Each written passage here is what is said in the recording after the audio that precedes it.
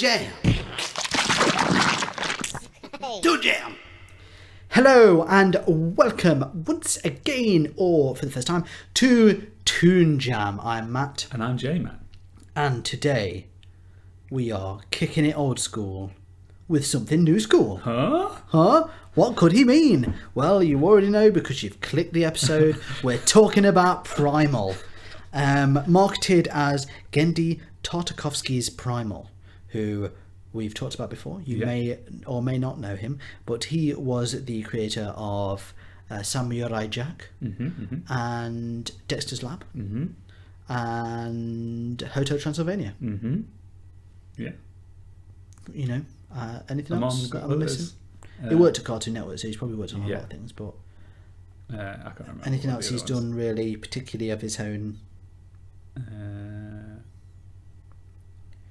Can't really think of anything else. Let's have a quick look. He was an animation director on Powerpuff Girls movie. Yeah. A storyboard artist on Iron Man 2. Fun stuff. Creative consultant on Trolls.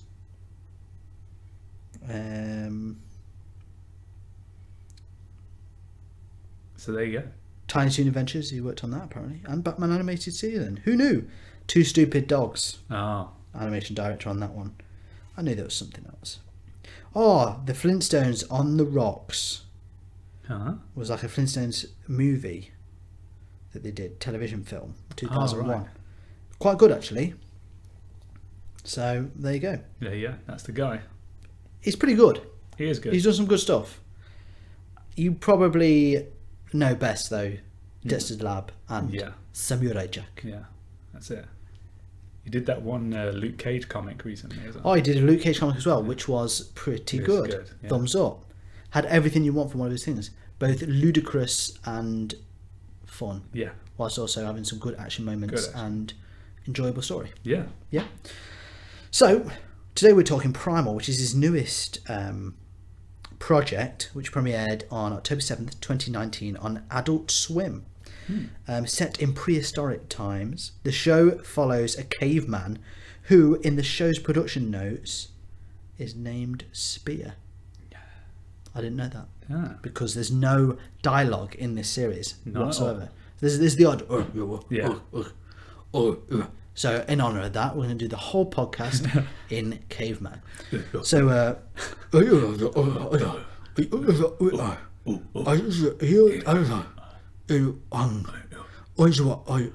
oh, we had you going. You were like, oh yeah, and then you were like, oh no. And then you were like, but then you were just like, I've already turned it off. So thanks for not listening. But he is a formidable hunter. At the dawn of evolution, you can tell he kind of looks still like almost like a gorilla, doesn't he? And he meets a female Tyrannosaurus named Fang. I didn't know that, but she's got a big tooth, hasn't she? Yeah. Both of them lose their family to a massive dinosaur gang. They're bigger than T-Rexes. I don't know what they are, but they're massive. They're like just like giant, super-sized and they T-Rexes, just eat. aren't they? They eat anything. They like chomp them down, and so they form an unlikely union. And so the premise is set. We watched all 5 episodes that have been aired. Guess what? That's only half the first season. There's another 5 coming later this year. Yeah. Initially, here's a bit of background info about it. You may or may not have known. Primal was an early piece of work that he scrapped because he did not click with it at the time. However, as he learned more about what drew people into his shows, he wanted to experiment with those artistic traits, particularly the use of no dialogue and slow moments. He also stated that the method in which he approached animated shows and films began to slow down in terms of energy after Dexter's Lab. However, by the time he began work on season 5 of Samurai Jack, it had come full circle. He then felt that people would... he also felt that people would not take the show seriously because they were breaking the rules by having a man and a dinosaur together. That's weird. So he emphasised that it is a character study a buddy's journey about two characters who are very different but bonded by tragedy, which comes out very well. Oh yeah, definitely. It's very much, they're not like, they're bonded by, because basically what happens at the start, just to quickly fill you in, his family get killed. That's pretty much straight away. You see him hunting, he's got 2 kids he loves and a wife, killed by dinosaurs. He is fuming. Yeah. Not even the word, well angry. So he then goes just nuts, doesn't he? Yeah. He's got a spear and he sees some dinosaurs. He sees Fang, the T-Rex, and he's like, I'm going to have you. You're a dinosaur. I don't care if it want you. You're going down. So he goes to attack him. But then he sees she has baby dinosaurs and he freezes for a bit. He doesn't know what to do, does he? And then the blooming only the big guys come in, kill the kids, and then he's like trying to help, and that's how they become a team. Yeah. But they don't get on, do they, straight away? They try to survive together, but they're never getting on.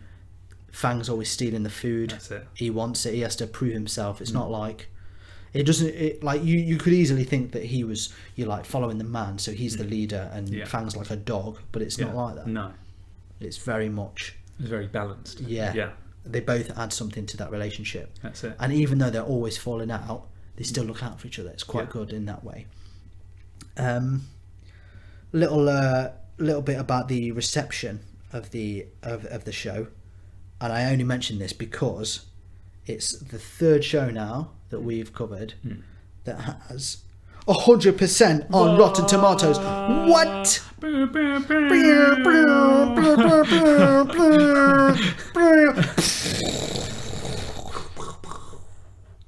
you remember what the previous ones were? DuckTales, and I don't remember the second one. No, what's the other one? It was good. I remember we thumbs upped it. But this is the 3rd one anyway. Yeah. Let's not get too hung up on that one. Whew. But yeah, That's pretty it's good. pretty crazy that there's 3 animated series with 100%. That is. What are we going to think of it? Let's find out. Now, obviously, we're coming to this fresh. Like we can't have watched it. When we were younger. Unless we're time travelers. Dun dun dun. At the age of 5, we travel forward. So on and so forth. Yeah. But yeah, so this is all fresh to us. We watched all 5 episodes. That's a new one as well. We don't usually do that. We've not done that since Gargoyles on the Patreon series. Oh boy, and that was a thing. That was that was a slog. But yeah, it was interesting to watch them all, and then we can come and talk about them. That's it. So each episode sort of is a new hurdle for them. Yeah. And it is very much a character study. Oh yeah. And you really do feel like you're going on a proper journey with them. Like you feel like they're learning as they go. It doesn't feel like one episode they're in it, second episode they're learning, and then that's it. Yeah. It's the whole. I think it will forever be them two learning to gel. That's it. And I do. They have a great relationship in it. Yeah, they do. Because it is like, I like that there's parts where they're not getting on, and it's always evident that one is a dinosaur and one is. It's never like. Yeah.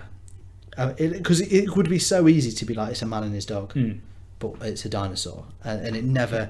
Every now and again you think, oh, maybe it'll go that way, and it never does. It's very clever. Yeah. In that way. It's really good how they work together, and how the amount of stuff that they go through, from the tragedy of losing their families to just like the task of just trying to get something to eat. Yeah. Like we see that, and because there's no dialogue, it's like it's shown to you in a way that that like it hits you more than if they'd have said it. Yeah. Like almost, because it's like it's all of it is shown to you. Like you have to. Well, yeah, because it's pretty impressive. The whole thing is essentially a silent movie. Yeah. Which, just a quick sideline, did you know they actually made a cut of it as a movie, the whole all 5 episodes, and submitted it for an Oscar? What? As a short. Oh, right. And it didn't get. Oh. Which is really good, because Toy Story 4 won an Oscar. Yeah. And Toy Story 4 was not great. I never saw it. And many of the nominated ones weren't that good. Like, I'm not saying they were bad, but this, I feel like was something different at least. Yeah. Should at least be nominated. What are you doing? What are you doing, Oscars? I don't know.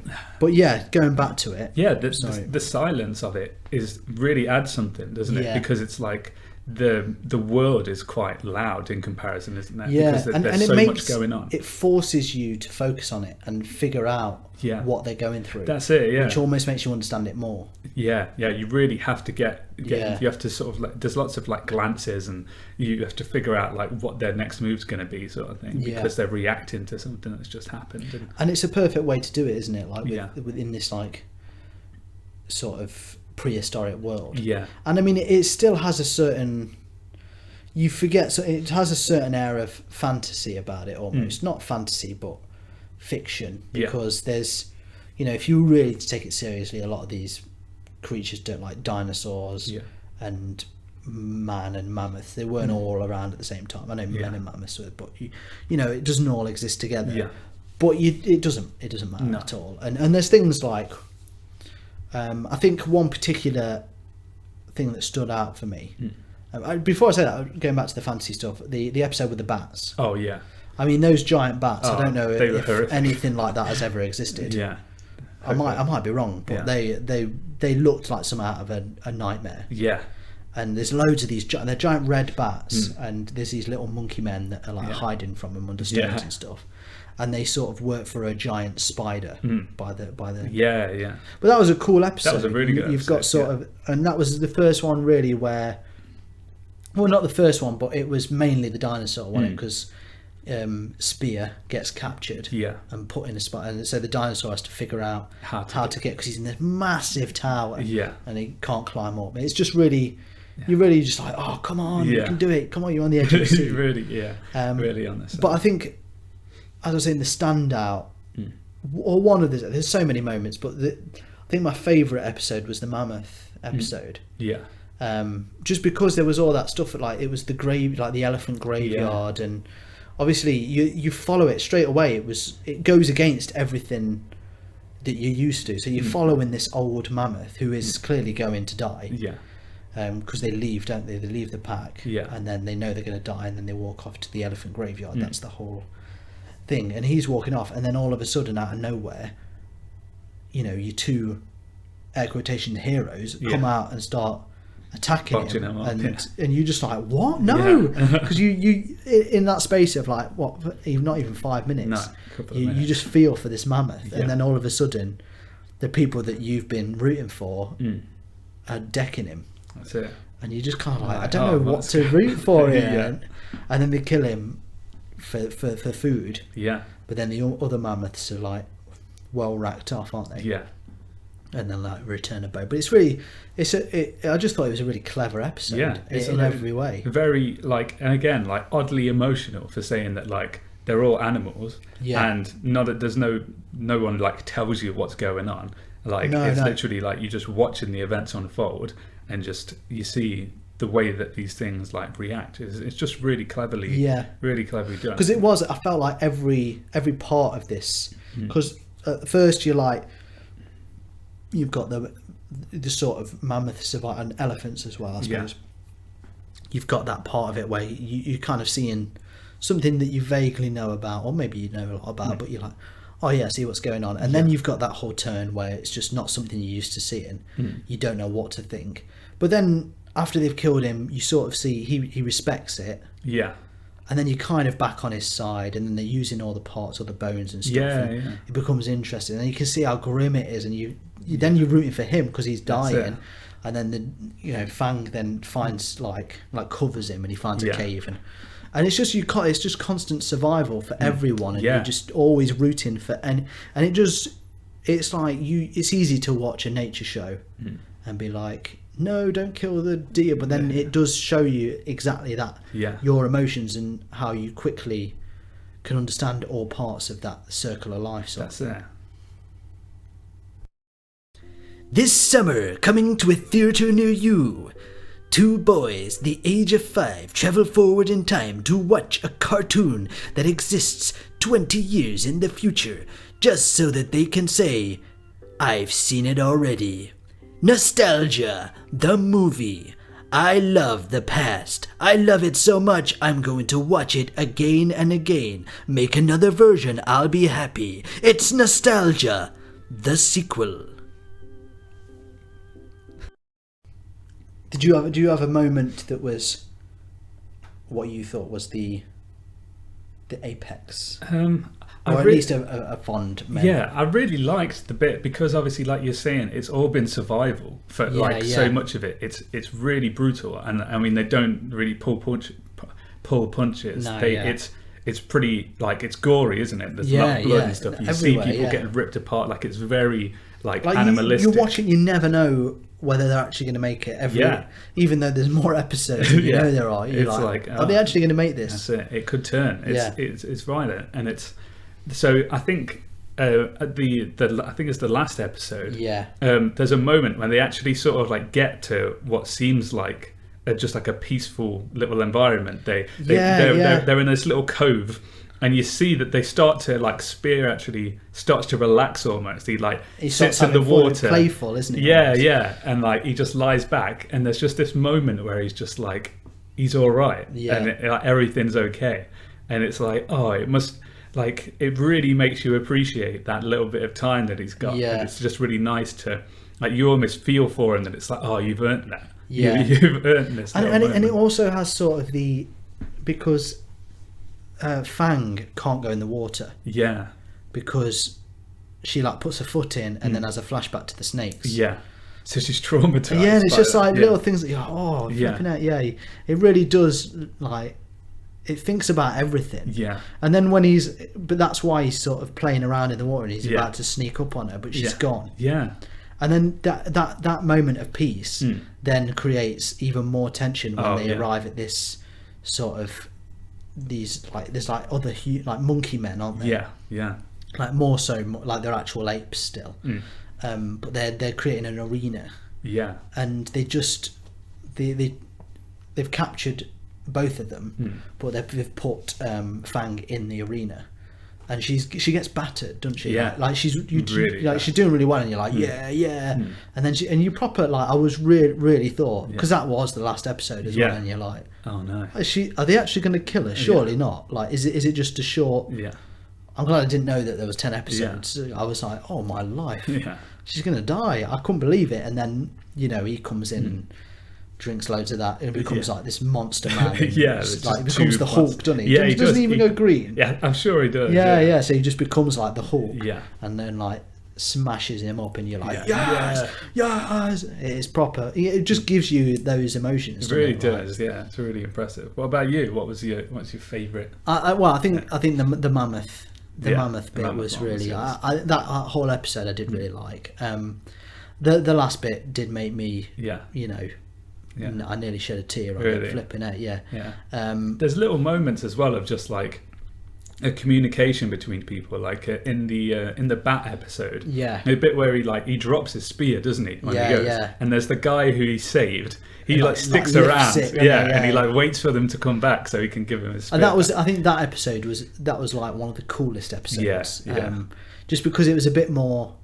It was a bit more fantasy sort of mode, but it was spooky. Yeah. And then they were really cool. You really felt they were competent at this point. That was the point where they really had started to work together at their best. Yeah. When they fought the spider, it was there was proper teamwork. Yeah. Because that was another bit when they find that spider, you just think they've done it, and then and every time, because he comes in and I love when one of them just comes in at the side, just when you think everything's going. That's it. But he comes in with something hilarious on the spider one and just duffs him up. Yeah, I can't remember what it is. Yeah. Is it just another rock? He loves a rock mode, doesn't he? Swinging that rock around, and you're just yes. Yeah. It is proper. It's exhilarating. It is. Yeah. I think there's nothing like it as well. There's nothing. It is really different. Yeah. And that's what it makes it feel so fresh. Yeah, definitely. Yeah. It is. Yeah, it's something. It's a special cartoon. 100% on Rotten Tomatoes. There you go. You don't get many of those. Well, apparently you do. Well, yeah. But yeah, you'd think it would be impossible. I know you think so. But there's 3 of them at least. Yeah. So. But then we're just adding to that inevitable 100. This is true. Or so, or are we? Or are we? Well, I think we might as well before we give up the The secret. the secret of our rating. Let's move on to the rating. Yeah. Okay, so here at Toon Jam we have a 3-point rating system, which is as follows: thumbs up, it's rock mode, baby. Thumbs down, giant gang of dinosaurs eating your children. Feels a bit mean, so Celebi. And too soon. Too soon, man. And shaky middle. Should I go in the water? Yeah. Could be snakes. So good, thumbs up. Bad, thumbs down. Shaky middle. On the fence with it. So, Primal, give us your mystery rating. Well, my mystery rating occurs because it's generally just it's a fun show to watch. It's got the gore. I'm a fan of gore. I like a bit of blood, so it's got that. It's got the characters that you want. Those two characters that go all the way through it, like they work so well together, and they're really clear from the very start, like what's going on with them, and you can't help but want to see what happens with them. Definitely. And the environment is pretty cool as well, because I mean, I'm a fan of the old dinosaur stuff. Who isn't? Everyone loves. That's it. Yeah, you like going. And I think there's something about cavemen, because we know, like, we only know things we've found. We don't actually know what they were like in any way, really. So it's always cool to see it. It's like a mystery. So this is really cool, and it's like the weirdest sort of like buddy show that you've probably watched. Like, what a weird pair. It's all pretty good. It's all really fun. Like, I really enjoyed watching through it. I had to stop myself from just binging it all in one day. So for me, it's gonna have to be a very secretive and surprise thumbs up. Who knew? Shocker, anyone? Who ordered the chocolate pudding? Yes, well, I've got to say, it was excellent viewing. Yes. Had me on the probably experienced every emotion going. Right. Sadness, fear, happiness. Yeah. You even chuckle a few times, don't you? I mean, it's got everything. Yeah. And I think what's good about it is it's really is a serious, like, it takes itself, like, it's a serious show. Yeah. Like, it has bits that, you know, are funny, and it has all that, but it doesn't feel like it was made just for kids. No. And there's nothing wrong with making cartoons for kids, but I always feel like there should be more cartoons that are actually not, like, the only adult cartoons are comedies. Usually. So it's really cool to have something that's a serious cartoon made for adults, and this is the way to do that exactly, because it's a subject that you couldn't really make a live action show of this. No. So it's perfect for the medium. Yeah. And I mean, you have to have a lot of money for all the dinosaurs and stuff. Yeah. So it's a perfect medium for it, and it shows you what you can do. And it's not particularly high budget. The animation doesn't feel like. It's not super glossy, is it? No, and it doesn't feel. It almost looks like Flash at some points. Yeah. But it just shows you what you can do with it, because you never think this is a bit crap. Yeah. You just think like, it doesn't look like they've put a lot of money into something for saying how good it is. And that fits with the theme of the show as well, isn't it? Like, it's a bit gritty and it's a bit. And the fact that it's silent is just so good. Yeah. It just shows you what you can achieve with. If you've got any reservations about there being no dialogue, you should definitely check it out, because it really adds to it. Yeah, like, definitely. Really and it is such just an excellent way of studying all of these things that you maybe can't imagine or have never thought about, and you just like, it is every day is survival for them. Yeah. Like how much easier our lives are now. Oh yeah. Is just ridiculous. Yeah. And so next time you know, moaning about having to walk somewhere, you just think about this, and it's like, okay, fair enough. Yeah. You know, I'd rather. Yeah, at least there's no T-Rexes or giant bats coming to pick me up on the way there. Exactly. And we've only covered some of the stuff. There's so much great stuff. Like there's way more we could talk about. I mean, we didn't really even talk about sort of the snake episode. Yeah. Which is also very good. The first episode we only really talked about a little bit, but straight away you're hooked. Yeah. And the sort of psychological things that he's constantly going, like you see him sort of dealing with the death of his family all the time. That's it.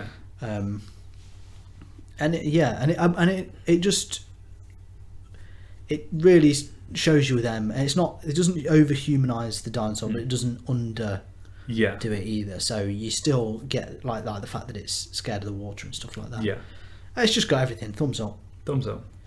I would go as far to say it's probably the best thing we've watched. Yeah, easily. Yes, absolute. Like this is like whatever the last. I can't remember the second 100% Rotten Tomatoes, but obviously DuckTales was the first. Yeah, and we agreed it was that's a fair enough rating because it was good. But this really deserves it. Like, if something's going to get 100%, this is the one. This is sort of like a dictionary definition of like a good cartoon. Like this is what animation should be aiming for. Like it's just set the bar. If it wasn't nominated for an Oscar. I know. What an absolute yoke. Toy Story 4. Come on. I can't even remember what else was up for it, but this surpasses all of them easily. It makes you want more of this level of stuff. Yeah, like exactly. The quality bar has just gone straight up. That is my hope, is that it does that. It brings more of this kind of show to the world of animation, because if so, that's great. I mean, we've watched serious cartoons before, like Spawn and stuff, but they don't always land. No. Some are a bit, it's cool that they do it, but it doesn't. But this is everything you could want from it. Yeah. More of that. So we would wholeheartedly recommend you go away and watch it if you haven't already. We watched it on All 4 over here, but it's on Adult Swim, so wherever you can access that, go for it. Otherwise, thanks again for listening. If you enjoyed today's episode, please go and rate and review us on whatever it is you listen to the podcast on. We also have a Patreon if you want more episodes. And if you want to get in touch with us, you can do so on the hideous, evil bats of the internet, Facebook, Instagram and Twitter at ToonJamPod. And you can give us any recommendations or just chat to us about what you thought of the show. Otherwise, I guess until next time, stay jammy. Hey everyone, thank you for listening. If you want to help the show keep going, you can be extra jammy by heading over to our Patreon page at patreon.com/ToonJamPod. Here you can get a shout out on the show or unlock bonus episodes. Ratings and reviews anywhere you listen to the podcast also really help us out. So thank you, and stay jammy.